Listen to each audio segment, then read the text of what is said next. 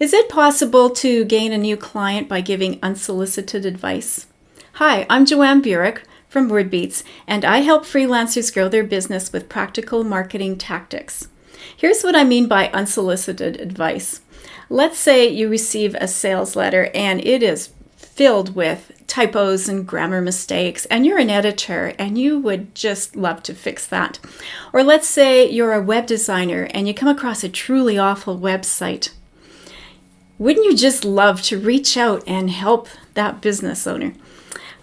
It's just so painful to see all those mistakes when you have the skills and the knowledge to fix it. It's also kind of exciting because you could be thinking, potentially a new client, someone who needs me. Well, before you reach out, realize that you're reaching out cold, and that just can cause so much trouble. It probably wouldn't even work. And here's why.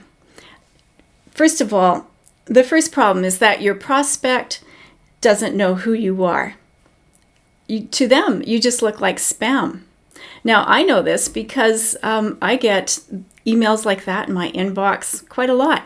And I don't read them, I just delete them. The second problem is that you don't know the business situation. Perhaps the owner is satisfied with the way things are. He gets enough business. Maybe his clients aren't bothered by any of this. And furthermore, it's risky. Throwing it over to you could just make things worse. So is there ever a good way to give unsolicited advice? Yes, there is. And the way to do it is by building a relationship first. Now, the easiest and most natural kind of relationship to build is to be a client. So once you are a client, your prospect gets to know you and will like you, especially if you are a good client, a good respectful client, and they know you well. And only then could you reach out unsolicited, but also only when your prospect is aware that they have a problem. Now, a second way, and this is where you can reach out to a total stranger, is if they clearly are in pain. So let me tell you what I mean by a story. I reached out to a total stranger on LinkedIn, and that person became a lifelong client. Here's what happened. There was a government agency that I follow, and they wrote a post on LinkedIn touting their success with getting green innovation companies to market. And anytime that when government posts on LinkedIn, nobody responds. But this one had a response, and so of course I took notice. The commenter had a lament. And so I went to his website and took a look to see what was going on. There are a lot of pages, and it was hard to make sense. So I wrote to him. I thought, if he's serious about his web presence, well, maybe there's money to be made here. Well, this is what I wrote. I used the contact form in his website, and I wrote the subject, your LinkedIn comment.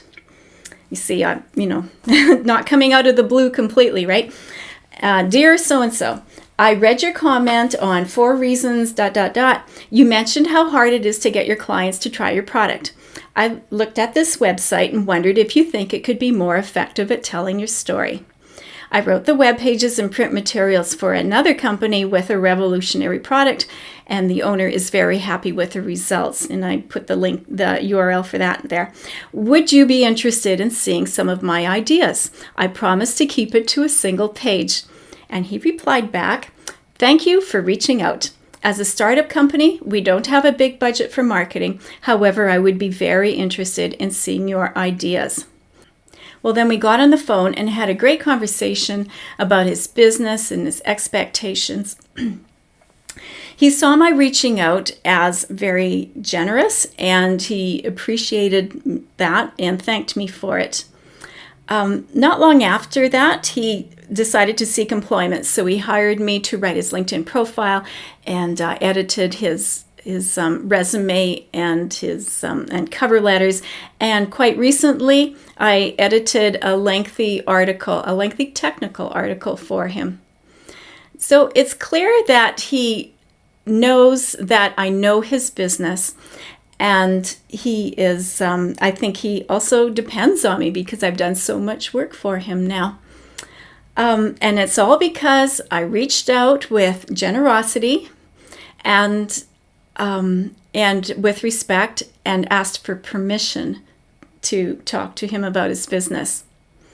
So I hope you find my story inspiring. And I can't say it will work every time, but it will work a lot better than sending out cold, pesky emails. Now, I'd like to leave you with two thoughts. Are you open to making your relationships with the people you hire more mutually supportive? Do you have your eyes open to people who are already unhappy and frustrated and looking for change? With that, I'll let you get back to living and enjoying your freelance life.